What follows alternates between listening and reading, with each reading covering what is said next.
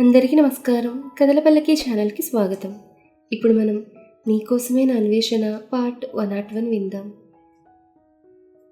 ఒక్కో episode open చేసి చదువుతున్న ఆమెకు షాక్ మీద షాకులు కొడుతున్నాయి. అంతే, ఒక్కసారిగా పక్కనే ఉన్న మంచినీళ్ళ బాటిల్ అందుకుని అందులో ఉన్న నీళ్ళు అన్నింటినీ గటగడా తాగేసి ఖాళీ బాటిల్ పక్కన పెట్టి, అంటే ఇన్ని రోజులు చంకలో పెళ్ళాన్ని పెట్టుకుని ఊరంతా వెతుకుతున్నామో మేము అనుకుని తనకి తెలిసిన విషయం అమర్కి చెప్పాలని అతనికి కాల్ చేసింది. కానీ అమర్ ఫోన్ లిఫ్ట్ చేయడం లేదు. సరే అనుకుని దేవుకి కాల్ చేసింది. దేవు కూడా ఫోన్ తీయడం లేదు. వీళ్ళిద్దరికీ ఏం జరిగింది, ఫోన్స్ ఎక్కడ పెట్టుంచారు అనుకుని ఇప్పుడు ఏం చేయాలని ఆలోచిస్తూ కూర్చుంది మధు. అమర్కి కాల్ చేయడానికి సరిగ్గా అరగంట క్రితం చాణక్య పరుగులాంటి నడకతో అమర్ క్యాబిన్లోకి వచ్చాడు. అతని నడకలో వేగాన్ని బట్టి ఏదో జరిగిందని అర్థం చేసుకున్న Amar, what happened Chanakya, anything serious అని అడిగాడు తన ముందున్న ఫైల్లోకి చూస్తూనే. చాణక్య కంగారుగా రావడం వల్ల అతనికి కాస్త ఆయాసంగా ఉంది. అందుకే రొప్పుతూ సమీరా మేడం అన్నాడు తడబడుతూ.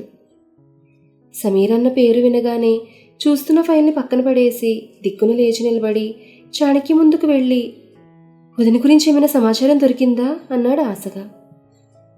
అవును సార్, ఇది ఒకసారి వినండి అంటూ తన చేతులున్న ఫోన్ను ఆన్ చేశాడు చాణక్య. వారం రోజుల క్రితం టీవీ చూస్తూ చిల్లవుతున్న చైతు టీవీలో ఒక యాడ్ వైపు దృష్టి సారించాడు. అదేంటంటే యువగళాలకి స్వాగతం అనే కాన్సెప్ట్. ఇంతకీ మ్యాటర్ ఏంటంటే, ఒక టాప్ మ్యూజిక్ కంపెనీ వాళ్ళు యువగళాల కోసం టాలెంట్ హార్ట్ స్టార్ట్ చేశారు. అందులో భాగంగా పాటలు చాలా బాగా పాడగలను అనుకునేవారు తాము పాడిన పాటను రికార్డ్ చేసి ఛానల్ మెయిల్కి సెండ్ చేయాలి. వచ్చిన పాటల రికార్డ్స్ నుంచి కొందరిని ఎంపిక చేసి వాళ్ల ద్వారా ఒక షో కండక్ట్ చేసి అందులో విజేతగా నిలిచిన వారి చేత తమ కొత్త ఆల్బంలో పాటను పాడిస్తామని ఆ యాడ్ తాలూకు ముఖ్య ఉద్దేశం. అది చూసిన చైతు మదిలో సమీర గొంతు ఒక్కసారిగా గుర్తొచ్చింది. ఆమె గొంతు గుర్తు రాగానే చైతు తన మొబైల్ అంతా వెతికి తనొకసారి సమీర పాట పాడుతుండగా రికార్డ్ చేసిన ఆడియో టేప్ని తీసి టీవీలో యాడ్ ఇచ్చిన కంపెనీ వాళ్ళ వెబ్సైట్కి పంపాడు. అప్పుడు తనకు తెలియదు తను చేసిన పని సమీర జీవితాన్ని ఎటుగా మలుపు తిప్పుతుందో అని. బహుశా తెలుసుంటే అలా చేసేవాడు కాదేమో. ఇప్పుడు అదే ఆడియో రికార్డ్ని వింటున్న అమర్ నోటి నుండి ఇది వదిన గొంతు అని వచ్చింది ఒక్కసారిగా, ఆనందం ఆశ్చర్యం కలగలిసి. అవును సార్, అది సమీర మేడం గారి గొంతే అన్నాడు చాణక్య కాస్త ఆయాసం తగ్గడంతో తేలికపడుతూ. ఇది నీ దగ్గరికి ఎలా వచ్చింది అన్నాడు అమర్ ఆశ్చర్యంగా చూస్తూ. అది ఈ మధ్య మన కంపెనీ వాళ్ళు కొత్తగా పెట్టిన పోటీకి వచ్చిన రికార్డ్స్లో ఇది ఒకటి సార్ అన్నాడు వినయంగా నిలబడిన చాణక్య. అంతే, వదిన పంపిందా? కానీ అలా తను చేసే అవకాశం లేదే. ఎందుకంటే కంపెనీ పేరు చూడగానే తనకది మన కంపెనీ అనే విషయం తెలుస్తుంది కదా అన్నాడు అమర ఆలోచిస్తూ. అవును సార్, దీన్ని సమీర మేడం పంపలేదు అన్నాడు చాణక్య. మరెవరు పంపించారు అన్నాడు ఆలోచిస్తూ. అది ఎవరో చైతన్య కుమార్ అంట, బెంగళూరు FM రేడియోలో ఆర్జేగా పనిచేస్తున్నాడంట, అతను పంపాడు. మరి ఫోన్ చేసి కనుక్కోలేకపోయారా ఫర్దర్ డీటెయిల్స్ అన్నాడు అమర్. ఫోన్ చేశాను సార్. చేశారా? ఏమన్నారు ఆ చైతన్య? ఇది తన స్నేహితురాలు మీరా అనే అమ్మాయి పాడుతుంటే తను రికార్డ్ చేశానని, ఆ అమ్మాయి కూడా తనలాగే అదే FMలో ఆర్జేగా వర్క్ చేస్తుందని చెప్పాడు. ఆ మాటలు విన్న అమర్ ముఖం ఆనందంతో వెలిగిపోయింది. లేదు, అనుమానమే లేదు, తన నా వదిన సమీరనే. ఇప్పుడే విషయం అన్నయ్యకి చెప్పాలంటూ పరుగున దేవు క్యాబిన్ వైపు వెళ్ళిపోయాడు, ఫోన్ తన క్యాబిన్లోనే వదిలేసి. సరిగ్గా అప్పుడే మధు సమీర్ గురించి నిజం చెప్పడానికి అమర్కి కాల్ చేసింది. కానీ అమర్ ఫోన్ తన క్యాబిన్లో వదిలి వెళ్ళిపోవడం వల్ల ఆన్సర్ చేయలేకపోయాడు. దేవ్ అమర్ ఇద్దరు ఫోన్ ఆన్సర్ చేయకపోవడంతో ఆఫీస్కి డైరెక్ట్గా వెళ్ళి వాళ్ళకి ఆ విషయం చెప్పాలనుకుని చీర మార్చుకుని ఆఫీస్కి బయలుదేరింది మధు. బయటికి వెళ్తున్న మధుని చూసిన సరోజ ఎక్కడికని అడిగింది. తనకి తెలిసిన విషయం ఎవరికైనా చెప్పాలనే ఆతృతలో ఉన్న మధు, ఆఫీస్కి వెళ్తున్నాను అత్తయ్య, అక్క గురించి ఒక లీడ్ పాయింట్ దొరికింది, అది అమర్ ఇంకా దేవుబాబు గారికి చెప్పాలంది ఆనందంగా నవ్వుతూ. అది విన్న సరోజ ఆనందంగా, ఏంటి సమీర ఆచూకీ తెలిసి లీడ్ పాయింట్ దొరికిందా? ఏంటది అంది మెరుస్తున్న కళ్ళతో. మధు తనకి తెలిసిందంతా చెప్తూ, ఇదంతా చూస్తుంటే అక్క బెంగుళూరులో చక్రవర్తి పెదనాన్న వాళ్ళతో ఉన్నదనేగా అర్థం అంది మధు. మధు చెప్పిందంతా విన్న సరోజ, ఒకవేళ మీ పెదనాన్న ఇలా అయితే బాగుండనుకుని స్టోరీ ఎలా రాస్తున్నారేమో అంది అనుమానంగా. అది విన్న మధు, అయిండొచ్చు, కానీ ఒకవేళ స్టోరీలో జరిగినట్టుగానే అక్క వాళ్లతోనే ఉంటే అంది మధు. అవును, అది నిజమే, త్వరగా వెళ్ళి దేవమర్లకు చెప్పు, వాళ్లే అంతా చూసుకుంటారు అంది. సరే అంటూ వేగంగా బయటకు వెళ్ళిపోయింది మధు. అమ్మయ్య, మధు చెప్పింది నిజమై సమీరా బన్నీలు బెంగళూరులోనే ఉంటే అదే చాలనుకుంటూ, అవును అక్కడే మైకేల్ వాళ్ళు కూడా ఉంటున్నారు కదా, అయినా సమీర వాళ్లతోనే ఉంటే ఒక్కరు కాకపోతే ఒక్కరు కూడా ఆ విషయం దేవికి చెప్పకుండా ఎందుకు దాచారు అని ఆలోచిస్తోంది సరోజ. మధు సరోజల మాటలు విన్న కౌసల్య పరుగు పరుగున నవ్య గదికి వెళ్ళింది. నవ్య తాపీగా బుక్ చదువుతూ బెడ్ మీద పడుకుని ఉండడం చూసి, నువ్వు తాపీగా ఇక్కడ బుక్ చదువుతూ రిలాక్స్ అవుతుంటే అక్కడ నీ సవతి చేతిలో నువ్వు అడ్డంగా బుక్ అయిపోతావు అంది కౌసల్య. వెనక నుండి వస్తున్న మాటలకి వెనక్కి తిరిగి ఎదురుగా నుంచున్న కౌసల్య వైపు చూస్తూ, ఏం జరిగిందా అంటే అంది తాపీగా లేచి కూర్చుంటూ నవ్య. ఇంకేం జరగాలి, ఆ సమీర బెంగళూరులో ఉందని మధుకు తెలిసిందంది. వాట్, సమీర బెంగళూరులో ఉందా? అది కూడా మధుకి తెలిసిందా? ఎలా అంది ఆశ్చర్యంగా చూస్తూ నవ్య. ఎలా తెలిసిందో నీకు వివరించి చెప్పేంత టైం లేదు, ముందు నువ్వేదో ఒకటి చేసి సమీర్ని అక్కడి నుంచి తప్పించు అంది ఆర్డర్ వేస్తున్నట్టుగా. తప్పిస్తాను సరే, కానీ తనంత పెద్ద సిటీలో ఎక్కడుందో నేను ఎలా కనిపెట్టాలి అంది ఆలోచిస్తూ నవ్య. నువ్వు కనిపెట్టాల్సిన అవసరం లేదు, ఆ సమీర తన కన్న తల్లిదండ్రులతో ఉందంట, కాబట్టి త్వరగా నీ మనుషులకు చక్రవర్తి వాళ్ళ ఫొటోస్ పంపి వాళ్ళు సిటీలో ఎక్కడున్నారో కనిపెట్టమని చెప్పు అంది సజెషన్ ఇస్తూ. ఈ ప్రాసెస్ కాస్త టైం పట్టేలా ఉంది, ఈలోపు దేవ్ వాళ్లే తన ఆచూకీ కనిపెడితే? లేదు, అలా జరగడానికి వీల్లేదంటూ ఏదో ఐడియా తట్టిన దానిలా తను వాళ్ళ ఫ్యామిలీతో అక్కడే ఉందంటే మైఖేల్ అంజులకు కూడా తెలిసే ఉంటుంది. కాబట్టి ఈ మధ్యకాలంలో అంజు తరచూ మాట్లాడిన వాళ్ళ ఫోన్ నెంబర్స్ కనిపెట్టి వాటి ద్వారా అడ్రస్ కనుక్కోవచ్చు. ఇంకా తను రెగ్యులర్గా ఎక్కడికి వెళ్తుంటుందో కూడా కనిపెడితే చక్రవర్తి వాళ్ళ అడ్రస్ కనిపెట్టడం ఈజీ అంటూ తన ఫోన్ తీసి తన మనుషులకు కాల్ చేసి బెంగళూరులో కొంతమంది హైడ్ చేసుకుని తను చెప్పిన ప్లాన్ ప్రకారం చక్రవర్తి అడ్రస్ కనుక్కోమని ఆర్డర్ వేసింది నవ్య. ఆర్డర్ వేసిన మరుక్షణంలోనే తమ పని మొదలుపెట్టేశారు నవ్య తాలూకు మనుషులు. ఆ తర్వాత ఫోన్ కాల్ కట్ చేసి, ఇప్పుడు చూడండి ఆంటీ, దాన్ని ఆ చిట్టెలుకొని ఎలా పట్టుకుని బోన్లో పెట్టి ఇకపై దేవికి కనపడకుండా శాశ్వతంగా బంధిస్తానో అంది క్రూరంగా నవ్వుతూ. అయితే మనం కూడా బెంగళూరుకి వెళ్దాం, అక్కడే వాళ్ళ పని ముగిద్దాం అంది అంతే క్రూరంగా నవ్వుతూ కౌసల్య. గుడ్ ఐడియా, ఇప్పుడే మన ఇద్దరికి బెంగళూరు టికెట్స్ బుక్ చేస్తానని ఫోన్ తీసి టికెట్స్ బుక్ చేసే పనిలో పడింది నవ్య. కౌసల్య తన కళ్ళని చిన్నవి చేసి నవ్య వైపు చూస్తూ, ఎలా అయితే ఎవ్వరికీ అనుమానం రాకుండా దేవుగాడి తల్లిని చంపి ఈ ఇంటికి మహారాణి అయ్యానో, అలాగే ఇప్పుడు కూడా దాని కడుపును పుట్టిన బిడ్డను చంపి ఈ ఇంటికి మొగటం లేని మహారాణి అవుతాను. వీలైతే ఆ నేరాన్ని నీపై మోపి నిన్ను కూడా దేవుగాడికి శాశ్వతంగా దూరం చేస్తానని నెమ్మదిగా అనుకుంటూ గది నుంచి బయటికి వెళ్ళిపోయింది కౌసల్య. కానీ కౌసల్య మాటలేమీ వినని నవ్య టికెట్స్ బుక్ చేసే పనిలో పడిపోయింది. కానీ అటుగా వచ్చిన సరోజ అదంతా విని హతాశరాలైంది. అంటే ఏంటి దీని అర్థం? మా అక్క ఒంట్లో బాగోక చనిపోలేదా? ఈ కౌసల్య చంపేసిందా? ఇన్ని రోజులు ఈ విషయం తెలియక ఇది మంచిదనుకుని పాము పడగలాంటి దీని చేతుల్లోనా దేవుని కుటుంబాన్ని ఉంచాము? ఎంత మోసం, ఎంత కుట్ర! అసలు ఏమనుకుంటోంది ఇది?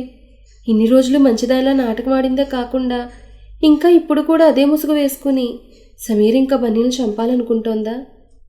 పిల్లికి ఎలుక సాక్ష్యం అన్నట్టు దీనికి నవ్య తోడుగా ఉంటోందా? ఇంకా మేము నవ్య దేవుకి మంచి స్నేహితురాలు అనుకుంటున్నాం కదా, తను కూడా దేవు బాధను సమీర్ చావును చూడాలనుకుంటోందా? ఎంత కుతంత్రం వెళ్ళది! లేదు, ఇదంతా తెలిసి కూడా నేను ఇంకా వేచి ఉండడం నా వివేకం. ముందు విషయాన్ని దేవికి చెప్పాలి. అప్పుడు వాడే తన తల్లి మరణానికి, భార్య వియోగానికి ప్రతీకారం తీర్చుకుంటాడనుకుని ముందుకు అడుగు వేయబోతుండగా తన ఫోన్ మోగింది.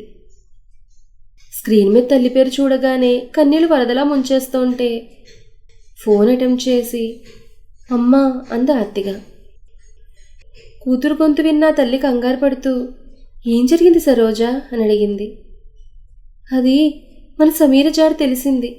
అంతేకాదు ఈ కౌ అనే మాటను పూర్తి చేయకముందే సరోజ తలపై ఎవరో గట్టిగా కొట్టినట్టుగా అనిపించి వెనక్కి తిరిగి చూసింది. చేతిలో ఫ్లవర్ వాస్ పట్టుకుని క్రూరంగా ఆమె వైపే చూస్తున్న కౌసల్యను చూస్తూ నువ్వు నన్ను అంటూ తల నుండి బ్లడ్ కారుతుంటే కళ్ళు తిరిగి స్పృహ తప్పి పడిపోయింది సరోజ. స్పృహ తప్పి పడిపోయిన సరోజ వైపు వికృతంగా చూస్తూ నా గురించి తెలిసి నువ్వు బ్రతుకుంటే నాకే ప్రమాదం అనుకుని వేరే ఎవరు చూడకముందే సరోజను అక్కడి నుండి స్టోర్ రూమ్ వైపు లాక్కుని వెళ్ళిపోయింది కౌసల్య. అనుకున్నట్టుగానే కాసేపట్లో నవ్య, కౌసల్య ఇద్దరు బెంగళూరు ప్రయాణమయ్యారు.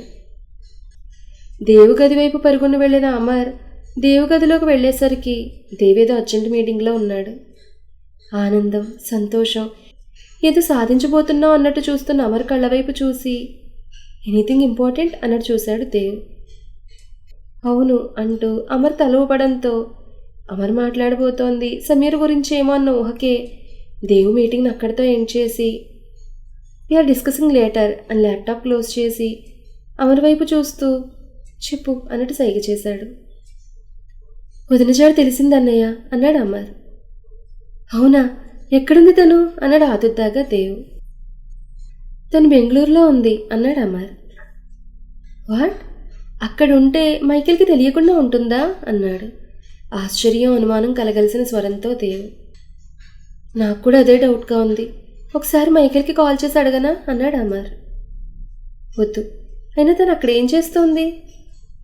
తను అక్కడ ఉందని నీకెలా తెలిసింది అన్నాడు దేవి ఏదో ఆలోచిస్తూ.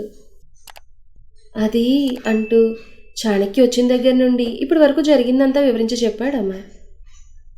అది విన్న దేవ్ అవునా, కానీ అంటూ ఏదో ఆలోచిస్తోంటే ముందు మనం వెళ్ళి వదినను కలుద్దామన్నయ్య అన్నాడు ఆతృతగా. అవును అంటూ సెక్రటరీకి కాల్ చేసి బెంగళూరుకి టికెట్స్ బుక్ చేయమని చెప్పాడు దేవ్. అంతలో గదిలోకి రొప్పుతో వచ్చిన మధు, బావగారు అక్క బెంగళూరులో ఉందంది స్టడీగా నిలబడ్డానికి ట్రై చేస్తూ. నీకెలా తెలుసు అన్నాడు దేవ్ చాలా నార్మల్గా. దేవ్ ఆశ్చర్యంగా చూస్తాడనుకుంటే తనకు ఆ విషయం ముందే తెలుసన్నట్టుగా దేవి ఎక్స్ప్రెషన్ ఇస్తుంటే అది అంటూ మొత్తం తనకు తెలిసిందంతా చెప్పింది మధు.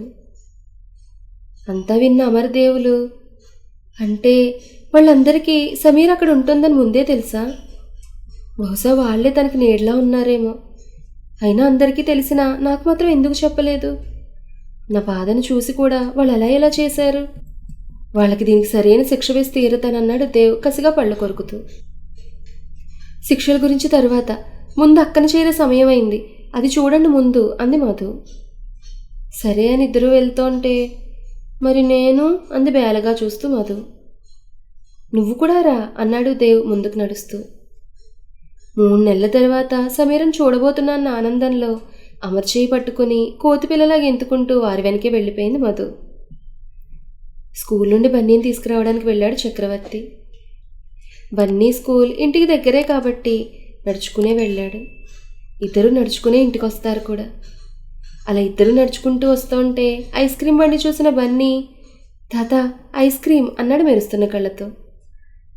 వద్దు నాన్న, జలుబు చేస్తుందని చెప్పాలనుకున్నా వాడి పుచ్చి మెరుస్తున్న కళ్ళలోకి చూస్తూ అలా చెప్పలేక ఒక ఐస్ క్రీమ్ కొనిచ్చాడు చక్రవర్తి. మరి నీకు అన్నాడు బన్నీ. సరే అని తనకు కూడా ఐస్ క్రీమ్ కొనుక్కున్నాడు చక్రవర్తి. ఐస్ క్రీమ్ తింటూ ఏదో గుర్తొచ్చిన వాడిలా వసంతమ్మమ్మకి అన్నాడు బన్నీ. బాగుంది, మన ఐస్ క్రీమ్ కొని ఇంటికి తీసుకెళ్ళి మీ అమ్మమ్మ చేతిలో పెట్టేసరికి అది కాస్త కరిగిపోతుంది. కాబట్టి ఈ వీకెండ్ మనం బయటికి వెళ్ళినప్పుడు అమ్మకు కూడా ఐస్ క్రీమ్ కొందాం, సరేనా అన్నాడు చక్రవర్తి. మరప్పుడు నాకు కొంటావా అన్నాడు అనుమానంగా చూస్తూ బన్నీ. కొంటాను లేరా, కొనకపోతే నువ్వు ఊరుకుంటావా చెప్పు అన్నాడు నవ్వుతూ బన్నీని ఎత్తుకుని ముందుకు నడుస్తూ. FM radio office, Meera cabin. Hello my dear FM ప్రేమికులారా, మీకోసం ఎప్పట్లాగే వచ్చేసింది మీ మీరా చక్రవర్తి. సరే, ఈరోజు టాపిక్ ఏంటో తెలుసా? పాట మన బాట. అదేనండి, ఒక పాటని విన్న వెంటనే ఎవరో ఒకరు గుర్తొస్తారు కదా, అలా అన్నమాట. ఏంటి, ఇంకా మీకు అర్థం కాలేదా? సరే, మళ్ళీ చెప్తాను వినండి. ఉదాహరణకు వర్షాన్ని చూస్తుంటే రైతులకు పంటలు గుర్తొస్తాయి. ప్రేమికుడికి ఎంచక్క తన ప్రేయసి తడిపెదవులు గుర్తొస్తాయి. అదే ఇల్లాలికైతే పెరట్లో ఆరబెట్టిన బట్టలు గుర్తొస్తాయి. ఇక మాజీ ప్రేమికులకు మందు సీసాలు గుర్తొస్తాయి. మా చైతూగాడి లాంటి తిండిపోతులకైతే వేడివేడి బజ్జీలు పకోడీలు గుర్తొస్తాయి. ఇలా ఒక్కొక్కరికి ఒక్కో అనుభూతి కలుగుతుంటుంది వర్షాన్ని చూసినప్పుడు. అలా మేము వేసే పాటలు వింటుంటే మీకు కలిగిన అనుభవాలను మాతో పంచుకోండి. ముందు మా ఈ పాటను వినండి అంటూ చిరంజీవి సినిమా మాస్టర్ మూవీలోంచి ఇంటిలోకి వెల్కమ్ అంటూ గేటు తీసినాడు మాస్టరు అనే పాటను ప్లే చేసి తనకున్న హెడ్ ఫోన్స్ తీసి పక్కన పెడుతూ ఎదురుగా ఉన్న వ్యక్తిని చూసి అవాక్కైంది సమీర. ఇంతకీ సమీరన చూసింది ఎవరిని? దేవునా లేక నవ్యనా? దేవ్ వాళ్ళు సమీర జాడను కనిపెట్టగలరా లేదా? మరి లోపు నవ్య సమీర జాడను కనిపెట్టి ఆమెను శాశ్వతంగా దేవుకి దూరం చేస్తుందా? ఈ విషయాలన్నీ కూడా మనం నెక్స్ట్ ఎపిసోడ్లో తెలుసుకుందాం. ఈ కథ మీకు నచ్చితే లైక్ చేయండి, షేర్ చేయండి, కామెంట్ చేయండి. అలాగే మన కథల పల్లకి ఛానల్ని సబ్స్క్రైబ్ చేసుకుని పక్కనే ఉన్న బెల్ ఐకాన్ని క్లిక్ చేయడం మాత్రం మర్చిపోకండి. ధన్యవాదాలు.